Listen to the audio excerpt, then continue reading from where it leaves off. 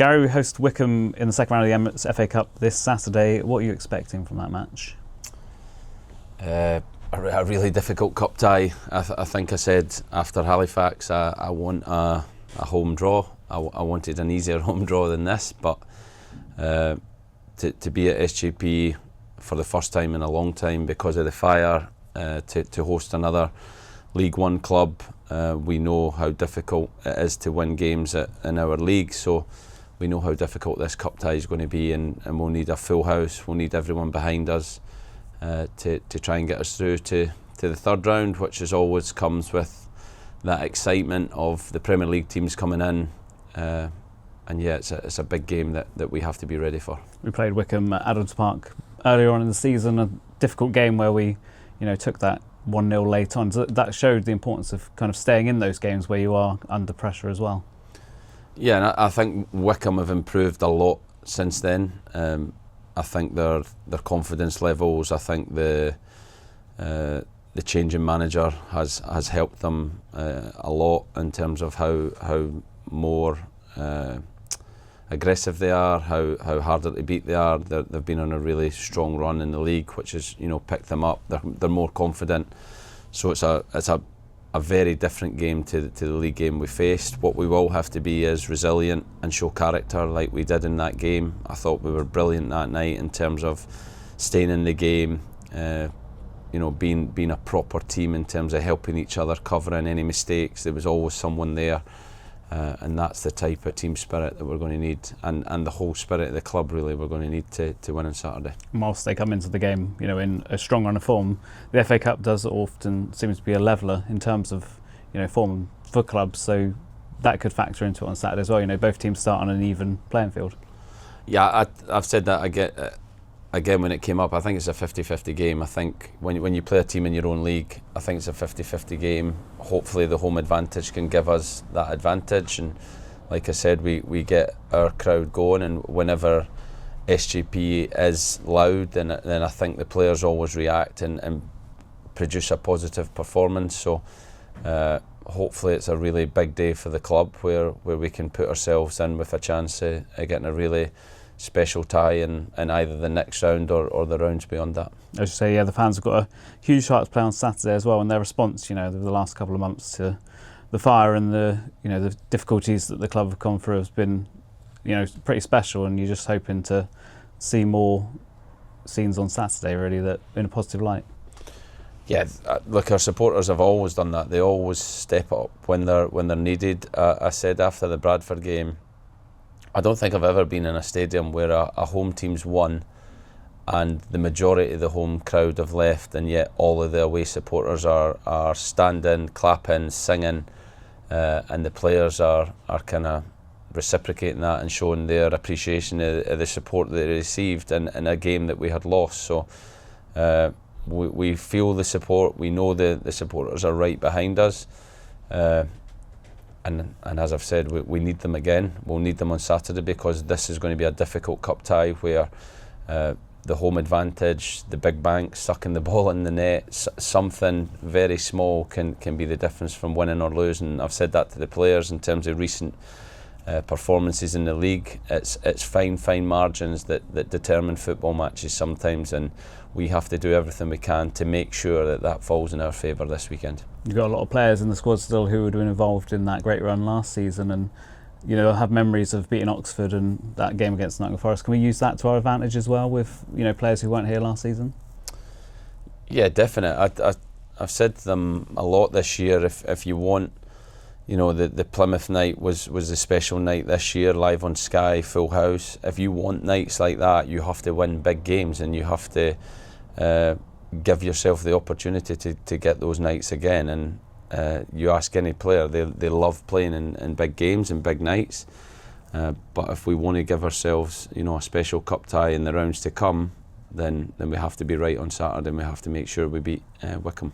Last night, a young under-21 side, and obviously Perks, lost narrowly to Luton last night. I'm not sure if you got to saw much of the match, but it was a really spirited performance, I thought, from the young guys who were very unlucky to lose that game. Yeah, I watched most of the game, and it was always going to be a difficult game because of the team we had out in terms of the younger players, and probably some of them a first experience of that competition. But as is always the case, it's important we give those players a taste of that and see, you know, if they can handle it. And then obviously the other players, we see their development and how they're coming along. For Kieran to score again, you know, after just going on loan and scoring at the weekend is brilliant for him. He needs to keep that up. Birchie, I thought, played extremely well, and you can see his loan at Weston is helping them. Charlie's loan at Weston is helping them. So whilst we lost the game, I think at that level winning is very important, but it's not the most important thing. And the development of those players and the opportunity for younger players is always really important. And Perks, I don't know, I actually said I think Greener gave him the hook at half time. He was meant to play longer, but I think Greener had seen enough, so I'm not sure what went on there. They're not really speaking this morning, so I'll need to sort that out. Great to see Sonny Cox play 45 minutes last night as well on his return from injury, his first minutes since end of September as well, and he looked pretty lively, and I guess, you know, great that he's got those minutes in his legs. Yeah, and that's another reason for the competition. It's helped other first team players coming back from injury or not having minutes, and then when they're called upon for the first team, they're more prepared. So for Sonny to, you know, get his minutes, he's worked extremely hard to get up to fitness. He had a few moments in front of goal where he was playing obviously a little bit deeper as a 10, but still managed to get some moments in the game, which will be good for his fitness levels and confidence. And yeah, it's been a great competition for us these last few years. Obviously, the last game, I think we'll need to win that now to try and get through again like we did last year. But I think come that game, we'll have a stronger team to play in that game, and hopefully we can go through and get another opportunity for players to develop, whether that be at home or away. You've been without Reece Cole and Danny Andrew for the last week as well. Is there any kind of update on them, and have you got any worries about anyone else this weekend?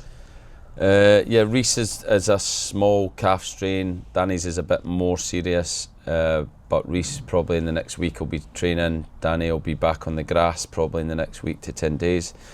So yeah, they're kind of injuries which are always frustrating, but they're minor injuries that hopefully they'll be back quite quick from. And yesterday was our community afternoon as well, and it was great to see so many smiling faces of all different ages as well. And obviously you had that visit to spread some cheer to the hospital.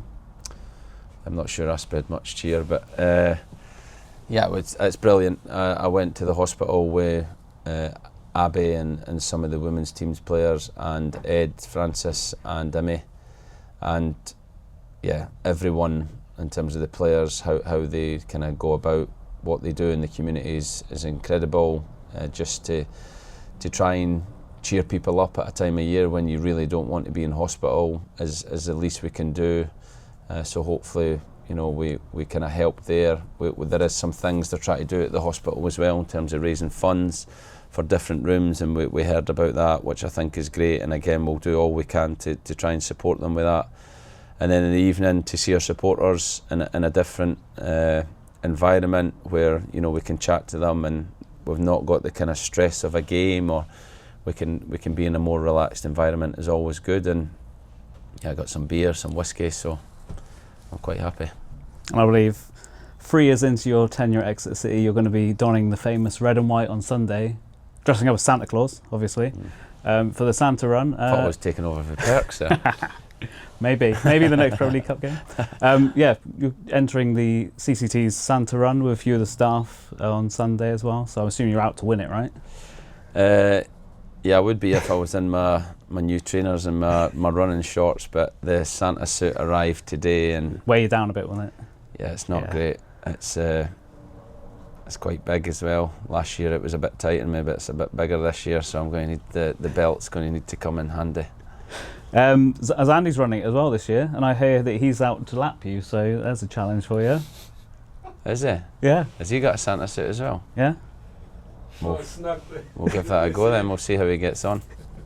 But no, it's another great, you know, thing for our local community, isn't it? And it's great to see some of you guys get involved in it. Yeah, it's a brilliant day. Kev does it every year. I think I've done it once or twice. I missed 1 year, but Emmy starts it, I think. Some other players are coming down. There's a lot more staff doing it this year, and yeah, it's not something I force upon the staff or the players, and I try and educate them in terms of what it means to the club and the community aspect of the football club, but how they take that on and how they represent the club and themselves at these events is amazing. And I'm sure Taggy has offered some bacon rolls at the end as well, so that might be why there's such a big turnout this year. Perfect. So I'll hold them to that.